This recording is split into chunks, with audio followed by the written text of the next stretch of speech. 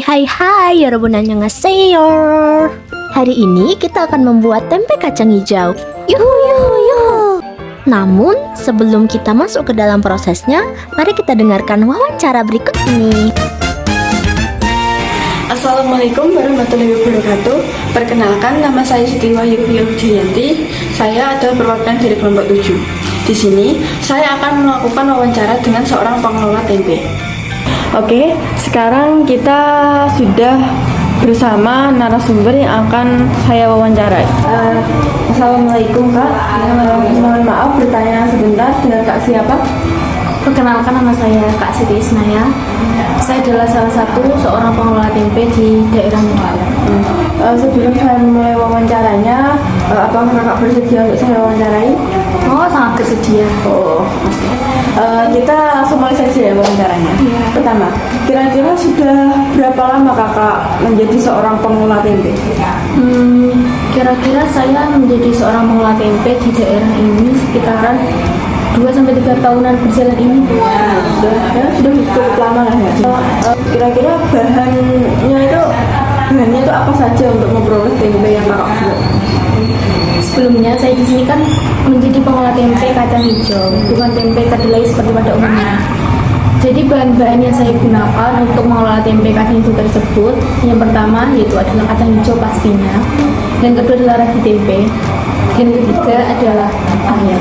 Berarti saya sudah bahan ya Kak. Ya. Lalu bagaimana proses pembuatan tempe kacang hijau tersebut?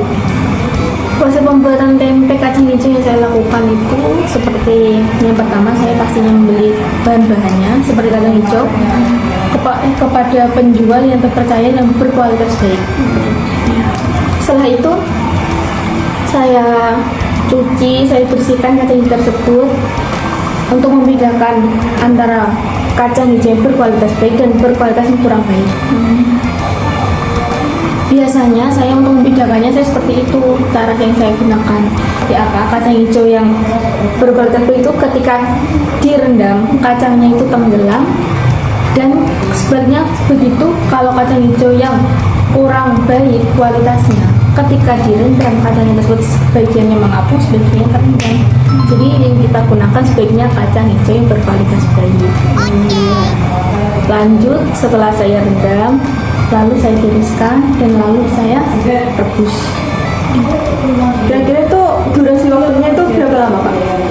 Durasi waktu yang saya gunakan untuk merebus kacang hijau kurang lebih 2-3 jam sampai empuk kacangnya. Berarti itu harus sampai benar-benar lembut gitu ya Kak? Ya.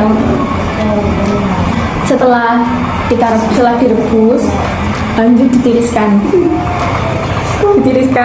diangkat seperti itu, ditiriskan kacangnya. Setelah ditiriskan,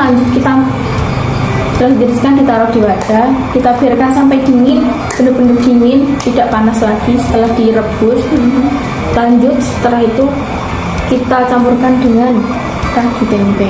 Untuk perbandingannya itu berapa Kak? Baik, perbandingan yang saya gunakan untuk meragikan tempe itu adalah 1 kg kacang hijau saya bandingkan dengan 1,5 sendok teh ragi tempe.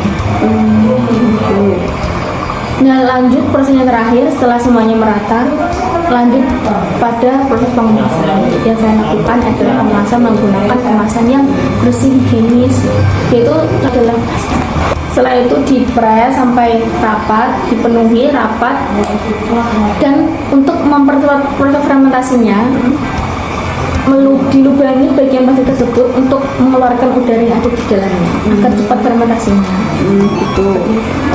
Lalu bagaimana cara Kakak untuk mempertahankan kualitas produk tempe Kakak yang dikelola? Saya sendiri untuk mempertahankan kualitas baik tempe tersebut, saya menggunakan beberapa hal. Yang pertama, pastinya saya memilih bahan-bahan yang segar dan yang bersih, higienis, berkualitas baik. Dan kedua, saya menggunakan proses pengolahan yang baik, terstandar dan higienis. Dan ketiga, saya mengawasi suhu dan kelembapan ketika proses pembuatan tempe kacang hijau tersebut. Dan terakhir, saya menggunakan kemasan yang bersih dan baik. Baik Kak, terima kasih atas waktunya. Mohon maaf telah meminta waktunya. Baik, Cukup sampai di sini wawancara kita kali ini. Mohon maaf bila ada salah kata. Wabillahi taufiq wal hidayah. Wassalamualaikum warahmatullahi wabarakatuh. Sebelum masuk ke dalam intinya, kita harus memperhatikan struktur-struktur berikut. Tujuan utama dalam pembuatan tempe kacang hijau adalah ketergantungan pada kedelai sebagai bahan baku utama tempe seringkali mengalami fluktuasi harga dan ketersediaan. Memanfaatkan kacang hijau sebagai sumber protein nabati alternatif yang kaya nutrisi dan lebih mudah dibudidayakan di berbagai kondisi iklim. Selain itu, tempe kacang hijau juga dapat diolah menjadi panganan inovatif yang sehat untuk kehidupan berkelanjutan. Teorinya adalah kacang hijau memiliki protein, serat, vitamin, dan mineral yang sangat tinggi, sehingga sangat cocok untuk menjaga kesehatan jantung, mengontrol gula darah, meningkatkan kesehatan pencernaan, mendukung kehamilan, dan membantu menurunkan berat badan. Hal yang lebih kerennya adalah proses fermentasi pada tempe juga dapat meningkatkan beberapa kandungan vitamin, terutama vitamin B12 yang umumnya tidak ditemukan dalam bahan nabati lainnya. Selain itu, fermentasi juga meningkatkan ketersediaan nutrisi lain seperti protein dan serat. Nah, berikut adalah alat dan bahan untuk membuat tempe kacang hijau.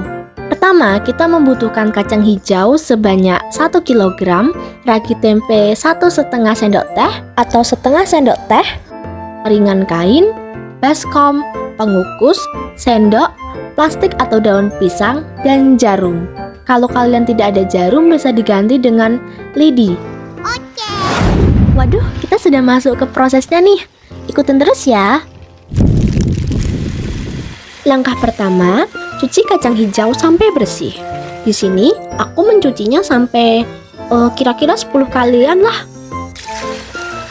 Untuk mencari kualitas kacang hijau yang bagus, kita perlu membuang kacang hijau yang mengapung pada air. Selanjutnya, saya rendam kacang hijau sampai minimal 12 jam. Tujuannya yaitu agar kulit kacang hijau menjadi lunak dan mudah terkelupas. Namun, anehnya di sini kacang hijauku susah banget nih dikelupas. Kenapa ya? Setelah proses pengupasan kulit tadi, saya langsung mengukus kacang hijau kurang lebih sekitar 30 menit. Kacang hijau yang sudah dikukus, sebaiknya kita langsung angin-anginkan agar mengurangi kadar kelembapan pada kacang hijau. Tenang semuanya, tenang. Kita sudah sampai ke proses peragian. Kacang hijau yang sudah diberi ragi sebaiknya langsung diaduk ya. Dan perlu diingat, saat proses pengadukan kalian harus mengaduknya menggunakan alat, tidak boleh menggunakan tangan. Mengerti? Last but not least, setelah dikemas jangan lupa dilubangi. Tujuannya agar terjadi proses aerasi yang akan mendukung jamur hidup.